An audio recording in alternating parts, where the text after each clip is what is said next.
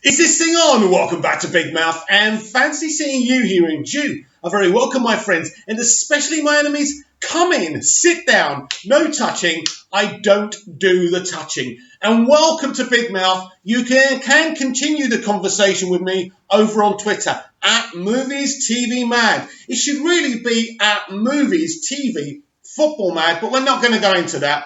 I'm mad about movies and TV, but I'm also a massive Manchester United fan. Welcome to the Manchester United problem. Now, I don't talk extensively about Manchester United on this channel, very rarely, because honestly, the views aren't there and views are what it's all about.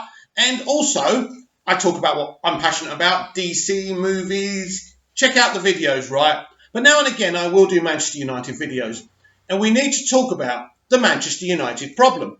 Now, of course, the Manchester United problem starts at a place that you lot don't realise. You lot refuse to admit it. Fan channels don't talk about it. Nobody does. Because when you've got sponsors, it's not fashionable to lay some of the blame at a club legend. Sir Alex Ferguson, the man who created the modern day empire at Manchester United. Why is it his fault? What did he do? What did he do wrong? He came in, he made our dreams come true, he made us happy. He gave us things we could never imagine. That is true. But he's also the guy who made friends with two horse racing owners, then tried to nick their horse. Then for revenge, they sold their shares. Yeah, let's not forget, he got his mates to buy some shares so he could have more power at the club. It backfires. Then they sell their, let's call it a majority stake, quite a bit. Was it 30%? I can't remember. But it was a big stake, right? Those two people sold their stake to get revenge on Sir Alex to the Glazers. So through Sir Alex's actions on his personal life, saying there's nothing to do with Manchester United, the Glazers come in. Now, most of you will admit, most of you say it, fan channels say it, everyone says it, this is a poorly run football club. Since Sir Alex Ferguson left, the Glazers appointed Ed Woodward. And it's been one accident and disaster after the other. Now, you're going to say, but hang on a minute, Mick, because pre-season you were sticking up for the Glazers. You were sticking up for Ed Woodward. This is true. I was feeling really positive about Ollie, about the Glazers and Woodward, because my stance was this. Everyone kept on saying they haven't spent enough money.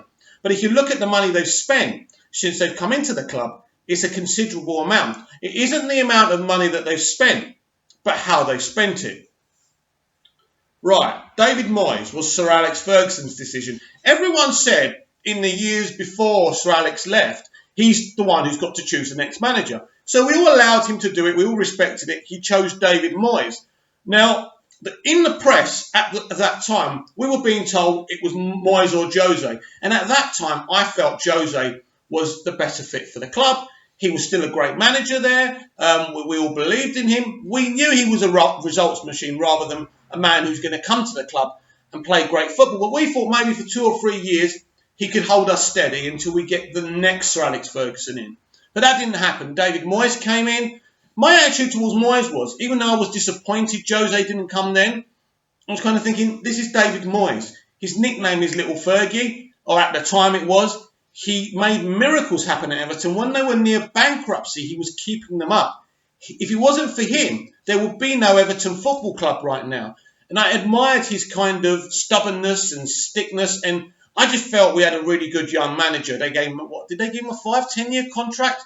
Which was ridiculous in itself, but that's what Sir Alex Ferguson wanted, and what Sir Alex wants, Sir Alex gets. So that didn't work out. David Moyes didn't work out. He signed what? He signed Fellaini, and he signed Juan Mata. Juan Mata was a January signing. We all got really excited because we knew what he'd achieved at Chelsea. But he came to Manchester United too little, too late. We bought a player really at the end of his best. And we've never seen the best from Mata. Fellaini isn't a Manchester United player, or wasn't a Manchester United player. Ole Gunnar Solskjaer got rid of him. So we are here now with the Manchester United problem. We know that it began with Sir Alex Ferguson. It's his fault these American owners came in. It's his fault that Ed Woodward was here, because if it wasn't for him, they wouldn't be here and they wouldn't have appointed him. They appointed an accountant, someone who could make them a lot of money. Well done to them. They're business owners. They own other sporting outfits, and it's a disaster wherever they've been. But when you come to the Premier League and you buy one of the biggest sporting outfits in the global business economy, people are going to notice if you're not very good at running it. Because it's not just about making money. It's about winning trophies, playing great footballs. But the football's football. But the number one element is you must appoint the right people. You must appoint the right manager. David Moyes. That was a questionable one. Not their fault. But they didn't have to listen to Fergie, but they did.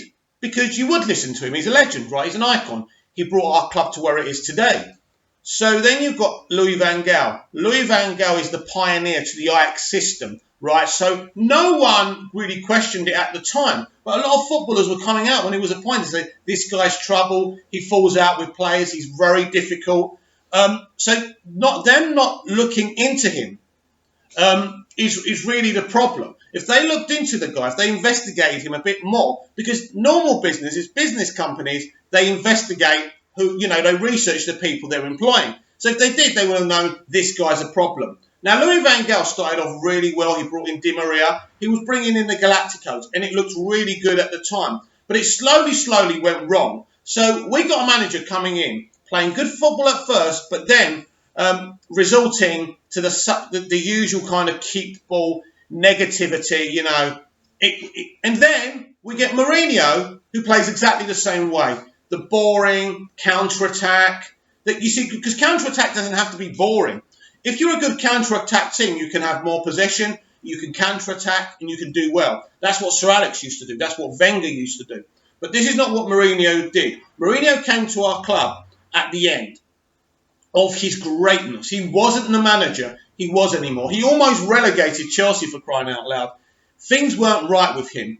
But it was the old acorn again of the board not giving him what he wanted. Now, the first season he came in, he got what he wanted, and we were all very excited. But when he came back to the board the next summer, and he said to them, I want this and that player, and the board was saying, well, listen, these players are too old, at the end of their best. We don't want to sign players for the next year or two. We want to sign players that are going to play for Manchester United for the next 10, 15 years. So in that stance, I kind of defended Woodward and the board because I could see where they were coming from. He got pissed off. We were doing worse and worse and worse, and he left, right? We all know this. We know the history. But this is all part of the Manchester United problem, right? So then they sack Mourinho. We're all joyous. It's around Christmas time. This is great. Who are we going to get in? Poch, Zidane, this one, that one, Alfredo, whoever Alfredo is, I just made him up, right? So to our shock, to everyone's shock, Ole Gunnar Solskjaer comes in as caretaker manager. Now, at first, I'm quite pissed off by this decision. I think, hang on a minute, Nick. Let's be fair here. Let's be fair here. There's no other options. No one else is going to come here. So I thought to myself, do you know what? He's an ex-legend. Have him in as a temporary manager until we bring in the right manager. I thought it was going to be Poch. We all did. But then, to my surprise, he was made permanent. Now, his first 3 months in charge were very, very good. We were playing attacking, robust football. It looked amazing. This was like watching Manchester City or Liverpool. We've arrived. We've got a coach who knows the club. He's, and at first I was thinking, well, we're doing the boot room thing. We're going to appoint ex-players. We're going to, once Ollie's finished, then the next ex-player will come in. This could work. It hasn't worked. To be honest with you, I never wanted Ole Gunnar Solskjaer as permanent manager. I didn't. But I accepted it because of his form for the first 3 months. But there's something that everyone's forgotten about Ole Gunnar Solskjaer, because his form began to dip, or the team's form began to dip just before he was made permanent. And Manchester United, resulting to type, played the spin card. Let's announce him now. They announced him, and then the bad form continued. Ole Gunnar Solskjaer could have got us to the top 4 with that previous 3 monthly form. Easy. He's the one who failed, not Mourinho. Mourinho got us to the position we were, which was bad, but Ole turned it around in those first 3 months. Then he changed how he played. All of a sudden, what a coincidence. Let me tell you something, fellow Manchester United fans. You don't have to believe me. It's up to you. But let's be clear here. Ole Gunnar Solskjaer was always going to be the next Manchester United permanent manager. It had to happen. The Glaziers wanted it to happen. How was this going to happen with a manager who's literally relegated Cardiff and only managed in Norway? Well, get someone a bit more proficient secretly to do the tactics, right? Who did the tactics? Who did that remind you of when you were watching us play so well for 3 months? Sir Alex Ferguson. He was the one doing the tactics secretly. You know it, and I know it. Because Solskjaer had to be appointed a cheap and cheerful manager. This boot room system, a boot room system is a lot cheaper than getting Zidane in or Poch in, isn't it? So they needed the fans, the consumer, to support this decision. So United has to be playing well. So Fergie, Sir Alex, does the tactics secretly. Ollie gets all the plaudits. Ollie's a good talker. Let's be honest about it. The guy is a great fraudster and a bullshit merchant. Now, let me be clear here. I respect the guy, especially before he became manager. He's the guy who won us the treble. He's the guy who used to come off the bench, smile and score. He's a great lad, but at the end of the day, this guy has no right to be permanent Manchester United manager. You know, I want to talk about the board. I want to talk about their deficiencies. Of course I do. But at the end of the day, he doesn't know what he's doing, Ollie. He shouldn't be our manager, and he should be out immediately. People talk about the board, and the board are responsible for appointing 4 negative managers. It's 4, isn't it? It's Moyes, it's LVGs, Mourinho. Yeah, it's 4. My maths is terrible, by the way. Even easy maths like that. So let's be clear here. The board, Woodward, has appointed 4 negative managers who shouldn't be managers of our club. So that's his fault. Sometimes he's given some of those 4 managers good money. Sometimes he hasn't. Right? You're not telling me LVG didn't choose to buy his own players, right? He did. Moyes made his decisions. Mourinho made his decisions, but in the end he was hampered by the club because they wouldn't back him, because they didn't like his choice of player. That's the truth, right? It wasn't about spending money or not spending money. This year, Ollie bought 3 top-class players, right? He bought Daniel James. He's doing really well, probably the best of the buys. You know, Harry Maguire and Aaron Wan-Bissaka. Brilliant signings. These signings can't be questioned, but has Ollie bought those? Or is there a secret director of football who hasn't been unveiled yet doing this? And why haven't they unveiled him? It's all very, very strange stuff. Who's doing it? So I'm at the place now. I'm absolutely Ollie out. People try and be really tactical. Oh, I'm not Ollie out yet. It's too early. How can anyone be Ollie out? You know, he's a great player. He's a great guy. He deserves a chance. We've got to support the process. What process? What process? Tell me what process we're supporting. A guy who was playing world-class, attacking, vibrant football for 3 months, then changes it and has 2 CDMs, plays Pogba to his negatives. He was playing Pogba to his strengths in those first 3 months, and now he's playing him as a CDM, and now Pogba's injured, right? But the worst thing this novice manager has done, and as I say, I love him and respect him for what he did as a player, but the worst thing, in pre-season, he worked our players so hard, most of them are injured now. He exhausted them because Manchester United players were accused of not being fit enough. I'm no expert in that stance, in that subject. I don't know if they were fit enough or not. There's people who run fan channels who claim they wasn't. And I'll take that. I'll believe them. I'm not an expert football person. I don't follow every player or every team. I love Manchester United. That's one of my passions. Like I love DC, like I love the DCEU, and I love films, TV, and creativity and art. That's where my passion is. Now, we come from a place where we were successful for about 20 years. This is hard to take. We have a manager who is drowning. People say, well, you still got Ed Woodward there. Even if you sack Ollie, it's him making the decision. You are absolutely correct. It's him making the decision. But the decision is easy for me. Now, people keep on saying, I think people keep on being asked, if it was up to you, what would you do here? If you could sack the board, if you could bring new owners in, we would all do that. That's obvious. Of course we would. And of course, If we were in charge of United and we were running it and we just bought it, we'd get rid of Ollie. Even if we love him as a player, he's not good enough to be our manager. Liverpool have got Klopp, and I'll talk about Klopp because he's part of the Manchester United problem. City have got Pep. They won 8-0 the other day. Thankfully, they didn't beat our 9-0 drumming of Ipswich, which would have been an even bigger embarrassment. How does Manchester United go from Premiership winners in Sir Alex's last season to this? Now, the beginning, right? In the beginning, right, everyone was, all the Pied Pipers who everyone listens to, right, was saying, right, we're going to finish sixth. We're going to finish sixth. And I'm thinking, are you kidding me? We're not even going to finish sixth. It was obvious we weren't going to finish sixth. But you know what? I was kind of motivated and excited pre-season. And I thought, you know what? This could work. This all could work. But I was wrong. I was wrong to defend this board. I was wrong to defend Ollie. How can it work?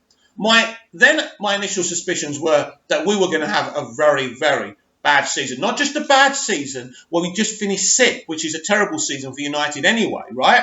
We are going to finish nearer the bottom of the table than the top of the table.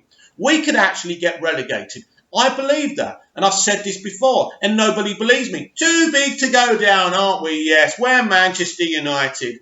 We won the treble. We did this. It's all in the past. When you look at Manchester United now, they are unrecognisable. Our squad is extremely small. We've only got 2 or 3 world-class players. And even though this squad should be doing a lot better, and I believe with the right manager, they could. You keep on telling me to trust the process with Ollie. Frank Lampard has come into Chelsea with a transfer ban imposed on him. Not only has he got both hands tied behind his back, he's actually got his legs and every other organ tied behind his back. Sounds painful, doesn't it? So what's this guy done? Well, I'll tell you what this guy's done. He's played a certain style. He's playing the kids. He's created a team. And sometimes when you create a team unit and you have a plan, an A, B and C, all your kids don't have to be world class. Only a couple of them have to. As long as they fit in a remit of a team structure. And this is what Frankie Lampard has done. Every new manager that goes to clubs I've seen, within a couple of weeks, the players are playing by instruction. They're playing well. They're scoring goals. They may lose the odd game. They may make the old blunder in defence, but they're playing the way their managers want. And for me, that is the key here. The key here. Every Man United manager that Ed Woodward has appointed, we've heard it's going to take a couple of transfer windows. Well, Frank Lampard hasn't got any transfer windows, has he? Look at them. They're playing well. They're scoring goals. Even when they lose, they're scoring goals. It's amazing. It's amazing. But every manager we get needs 3 or 4 transfer windows. Why? We're not asking for Premier League football, Premier League Champions football again. We're not asking for Champions League football again. We're not asking for the highest level. We're asking for our team, our players and our manager to play in a certain style to excite us again. And if we can only finish 6th or 5th or 4th, fine. That's fine. But we're not even doing that. We're not exciting the fans, but we still expect the fans to buy the merchandise and keep, coffering the pockets of the Glazers and Ed Woodward. It's not realistic. So you people who are Ollie in, let me be clear to you. You could be Ollie in till the cows come home. He's going to get sacked. And he's going to get sacked before Christmas. He's going to get sacked really, really soon because he can't maintain results. How many players can Man United re-sign, right, to keep the spin going? Every time we play crap or we lose, which is basically every week, they're re-signing a new player and they're doing it for spin. It's all spin. This player's signed. Oh, isn't it great? Yeah, maybe we will win next week. Maybe this structure can work. Maybe we should trust this process. As I said, what process? There is no process, right? I was confident about this season a little bit because we signed 3 top quality players and I thought, right, this is a good start. Now let's talk about another issue of the Manchester United problem, right? Why did Ollie get rid of so many players, right? He must be listening to fan channels and going on Twitter because people have been bitching about the deadwood and clearing out the deadwood. I think when people meant clearing out the deadwood, it meant replacing them as well. And Ollie, you knew damn well you couldn't replace all the players you got rid of. Lukaku isn't a Manchester United striker. His touch is terrible, right? But he could still score you goals. Sanchez could have had a great season, used properly, but they wanted to clear his extortionate wages, right? But the truth of the matter is, you do not get rid of two top quality forwards before you replace them. If you can't replace them, which they couldn't or wouldn't or whatever, they should have stayed until it was the right time. But by clearing out these players and not replacing them, all you've done is made our squad weaker. We've got no strikers now. No strikers. We've got, apparently someone made a joke the other day that Ole Gunnar Solskjaer is our only fit striker. Yes, people are making a joke of us. When people banter me now, when my friends banter me, when my girlfriend banters me, what can I say? How can I stick up for this club anymore? I can't. We are a joke. We are a joke. But it all starts at the top. People are right. But blaming the Glazers and blaming the board totally is a blind man's bluff, right? It is. It's as simple as that. We have got a subpar manager who should not be managing at the highest level. You know it, and I know it. And saying Ollie in and saying, I really want him to do well. So do I. But he's not. He's not going to turn this around. He's not going to do well. The failure will become bigger and starker and more embarrassing. What they need to do, because, look, another issue about the Man United problem is, are the Glazers going to sell up anytime soon? They're making a hell of a lot of money, but we know today from financial announcements that they lost a lot of money due to not qualifying for the Champions League. Well, guess what, lads? You're not going to qualify for the Champions League again this year, so you're going to lose a bucket more of money, right? So where's it end? They trust Solskjaer. They've seen enough things to see he's doing the right thing. Tactically, this guy is ridiculous. As I say, it's obvious that Fergie was doing the tactics in his first 3 months, and that's why we were playing so well. That's obvious to me. That's clear to me. But people don't talk about it. Nobody talks about it. Fan channels, nobody. No one wants to say that, no one wants to upset sponsors or lose subscribers and say, actually, Ollie wasn't doing the tactics in the first 3 months, because I don't want to upset anyone. I love watching fan channels. I love the United Stand. I love Mark Goldbridge. I love Flex and Rants. I'm sure you've heard of them if you're interested in football. Great people talking intelligently about football, all with different opinions. But sometimes these guys don't look at the big picture. Sometimes these guys don't talk about the real issues. They're not going to start talking about conspiracy theories about Fergie running the tactics in Ollie's first 3 months because it sounds stupid to a large audience. And I understand that. I understand business is business. But I've got 750 subscribers, which is nothing compared to these giant YouTube channels. I can talk about whatever I want, however I want. And, I can say what I want. I don't have any sponsors. It doesn't matter to me. We were duped into embracing Ole Gunnar Solskjaer, into demanding that he would become the permanent manager. We were duped. We had to be duped. So they got someone else who was better at being a manager, which, let's face it, that's anyone, right? Sorry, Ollie, love you, dude, as a player, but let's be honest, you're a crap manager, right? Let's be honest. Let's start talking frank. Let's not be afraid. Let's not be afraid. I'm proud of Manchester United fans. They're going on the internet. They're being honest. They're talking. They're saying this isn't good enough. So whether you get rid of the Glazers, whether you get rid of Ed Woodward, the one problem remains. This manager has to go. And whether the Glazers are selling up, and I suspect that eventually they will, because they're going to keep on. Look, they can't run the club properly. We're not going to finish in the Champions League again, so they're going to lose more and more money. Now, obviously, they're making a lot of money still, and the profit margins are there. But let's be honest about it. They know they can't stay at this football club long term. They've been here for a long time already. I think they should just sell up, take their money and run. Now, we obviously have to be careful who takes over next. We don't want gangsters, we don't want criminals, and we don't want villains. We want people with deep pockets, and as long as they don't get caught for anything, I'm quite happy to have them here. We need the man. What was it that Sky Sports spoke? That's Sky spokesman said when they nearly bought Manchester United in 1998. Yes, that was the treble-winning season, right? 98-99. We want Manchester United to have the best manager. We want to give the Manchester United manager the funds to strengthen the squad. and we don't want to be interfering in things. That's what he said at that time. And that's the kind of owners we want. Isn't it funny, I was quite excited by BSkyB buying Manchester United, but everyone did their demonstrations and monopolies and mergers stopped it. I'm thinking, where would this club be now if BSkyB owned it? Now, I don't like the ownership of BSkyB. I don't like Rupert Murdoch. I don't like his politics. The man's a scuzzball, but he's also a very successful, brilliant man. Just because we don't agree with people doesn't mean we can't admit when they're successful, right? And I'm just wondering where we would be now. Well, it's interesting because BSkyB was nearly purchased by Disney, so we were very close to being owned by Disney, which is interesting. But the point is, when you're owned by such wealthy people, you are going to get the support. BSkyB is one of the best broadcasters in the world, right? And they're only getting stronger, creating their, original content as well. That's why they decided not to rebuy the Champions League coverage, and they let BT have it. And BT thought they were clever.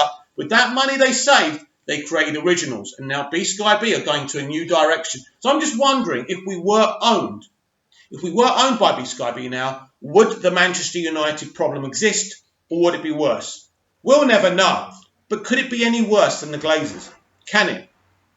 A bunch of Americans who don't understand about football, don't have any knowledge of football. When you don't have any knowledge of football, you must employ people who understand the game. Now, while Sir Alex was in charge, they could bullshit their way through it. They could show off the amount of trophies they've won in their reign because Sir Alex Ferguson is brilliant and he won trophies.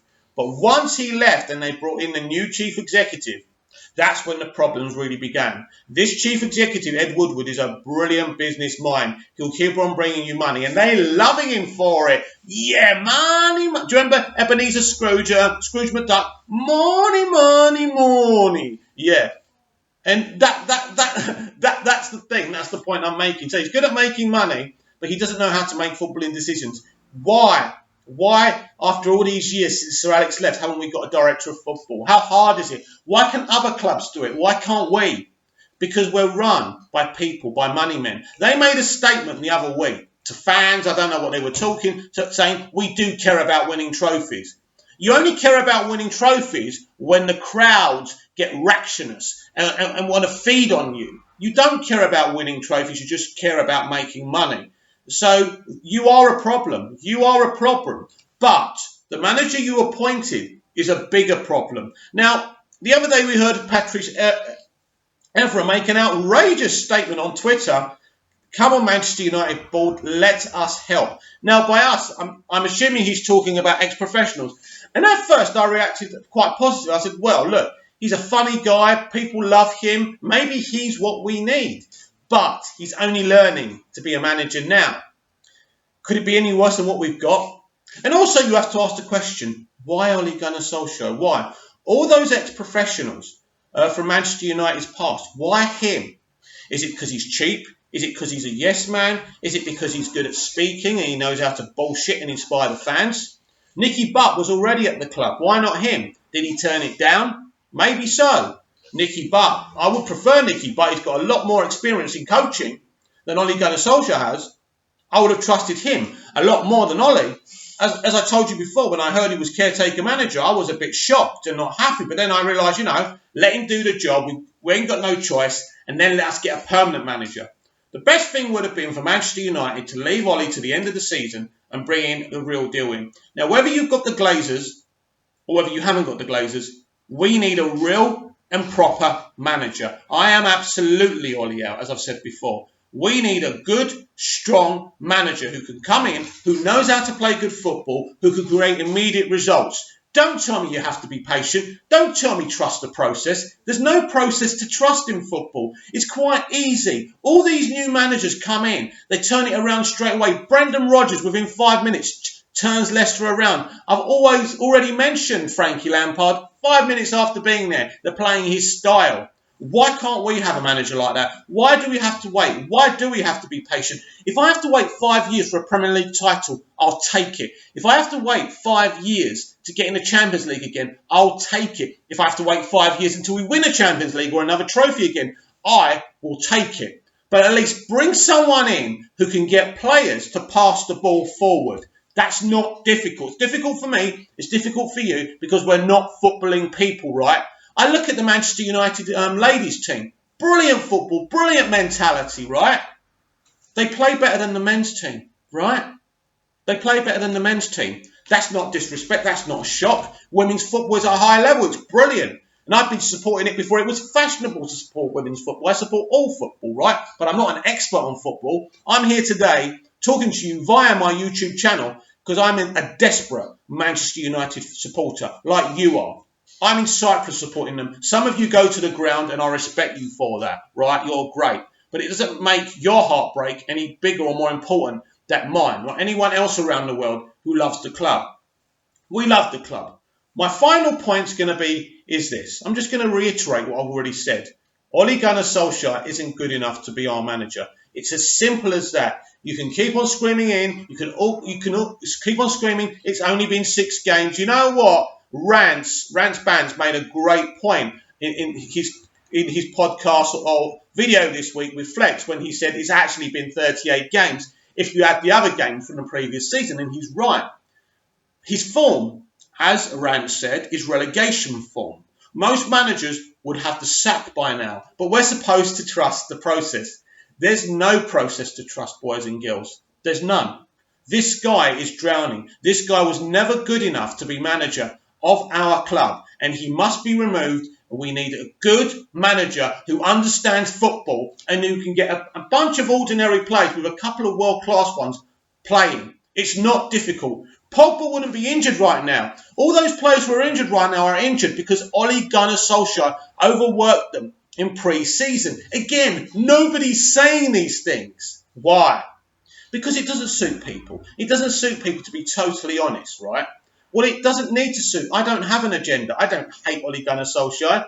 And the other thing is, if you keep on sacking managers, you're never going to get anywhere. I agree. Sacking managers every so often is a bad idea. But when you appoint bad managers, this is what's going to happen. But the point is, yes, it's Ed Woodward's decision again. That's why all we can do is pray that when Ole is sacked, and he will be sacked really soon, there's no question about that, we'll probably win against Scunthorpe or Scarborough, who we're bloody well playing, right?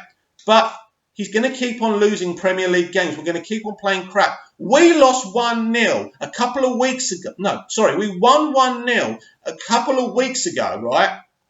Against a bunch of truckers, right, in the Europa League, right? Do you get me? And everyone was saying, well, that was a good result.